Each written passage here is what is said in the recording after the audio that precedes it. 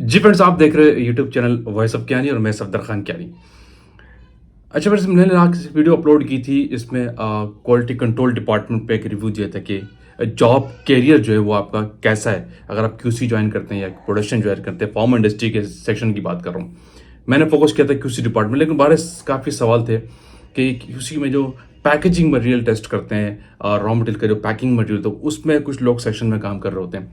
अगर वहाँ पे स्पेसिफिक लोगों को रख दिया जाए तो उसकी जॉब ओरिएंटेशन कैसी है, सैलरी स्ट्रक्चर उस सेक्शन में कैसा मिलता है और ग्रोथ के चांसेस क्या है। तो आज इस वीडियो में मैं बताता हूँ कि जो लोग फार्मा की क्यूसी के अंदर या क्यूए के अंदर पैकिंग मटेरियल की टेस्टिंग करते हैं तो ये जॉब कैसी है, इसमें ग्रोथ कैसा है।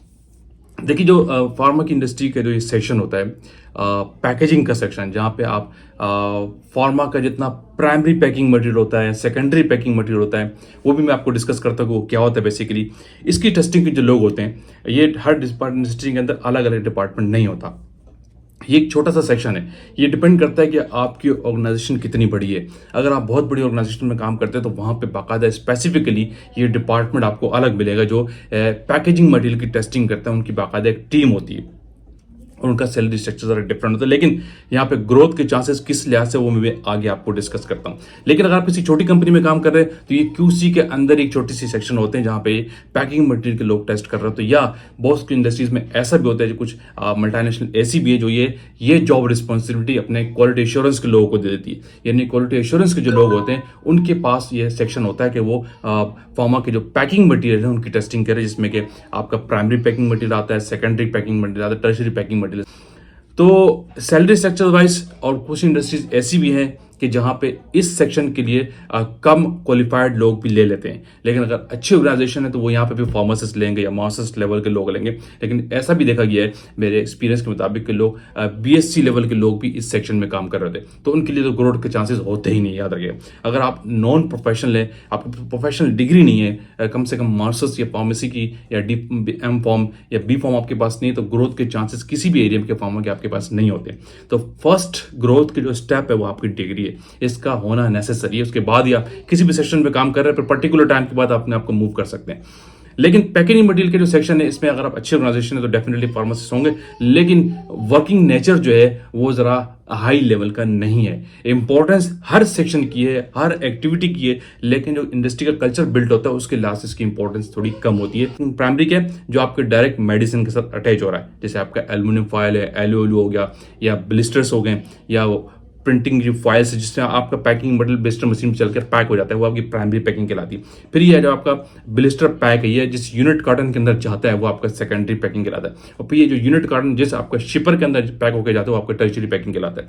तो इनकी पैकिंग नो डाउट के वेरी क्रिटिकल है, इनकी स्टेबिलिटी भी लगती है, चेक होती है, लेकिन ये इतना डोमिनेंट डिपार्टमेंट नहीं होता। मेरी एडवाइस ये होती है कि लोगों को अगर वो इस सेक्शन के अंदर हैं तो वो इस पर्टिकुलर टाइम के बाद अपने आप को मूव कर ले, क्योंकि इस सेक्शन में वो ग्रोथ आपको नहीं मिलती जैसे कि आपको क्यूसी के अंदर ग्रोथ मिलती है या आप किसी प्रोडक्शन डिपार्टमेंट के अंदर है। वैसे तो ये क्यूसी के अंदर डिपार्टमेंट है डेफिनेटली, तो जो ग्रोथ आपको क्यूसी के अंदर मिलेगी, जो ग्रोथ आपको क्वालिटी एश्योरेंस डिपार्टमेंट में मिलेगी, वो इस पैकेजिंग मटेरियल में आपको नहीं मिलती।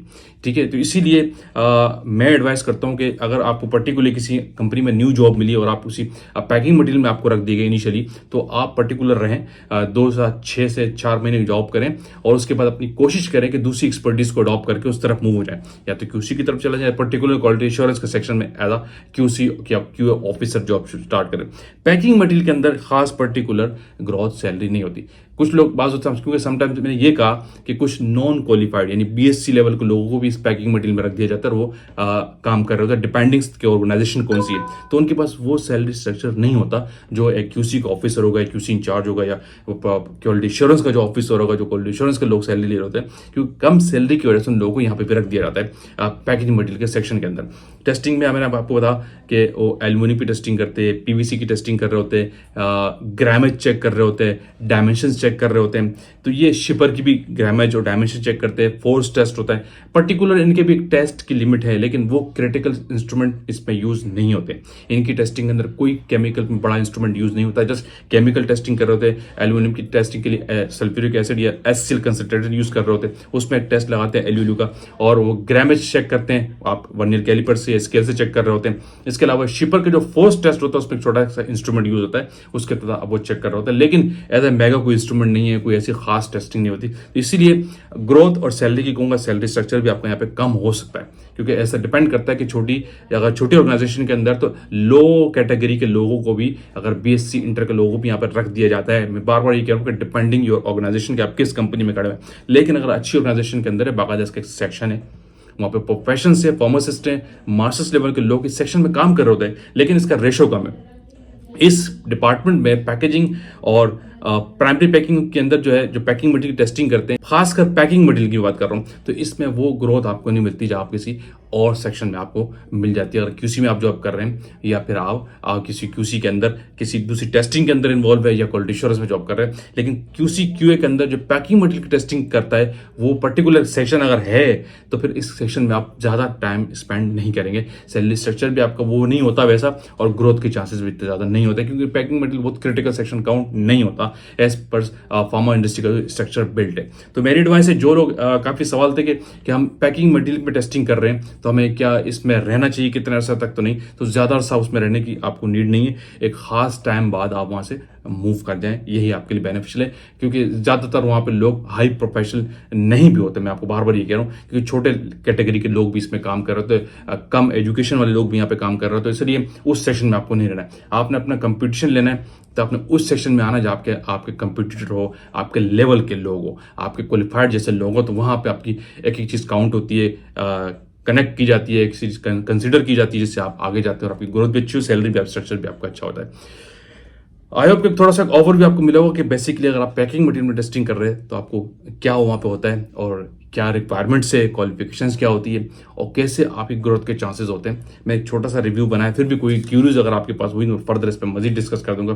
तो वीडियो के आप एंड करते हैं। आपकी वीडियो आपने लाइक की तो शेयर कीजिए, कमेंट्स कीजिए। अगेन कहूँगा, जो लोग चैनल पर न्यू है, लाजिम सब्सक्राइब कीजिए, ताकि ऐसी टेक्निकल वीडियोज आप तक पहुँचती रहे।